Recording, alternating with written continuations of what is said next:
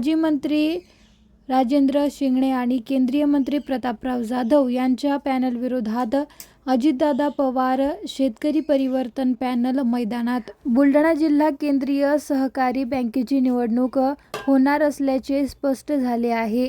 निवडणूक बिनविरोध झाली पाहिजे यासाठी खामगाव येथे सर्वपक्षीय नेत्यांनी बैठक घेतली, पण ती बैठक निष्फळ ठरली आहे. माजी मंत्री डॉ. राजेंद्र शिंगणे आणि केंद्रीय मंत्री प्रतापराव जाधव यांचे उमेदवार सहकार पॅनलच्या माध्यमातून निवडणूक लढवित आहेत. 21 संचालक पदासाठी होत असलेल्या या निवडणुकीत 12 उमेदवार अविरोध निवडून आले आहेत. मात्र त्यांच्या विरोधात 8 मतदारसंघातून 9 संचालक पदासाठी सिंदखेड राजा विधानसभा मतदारसंघाचे आमदार मनोज कायंदे यांचे स्वर्गीय अजितदादा पवार शेतकरी परिवर्तन पॅनल रिंगणात आहे. अशा प्रकारे डॉ.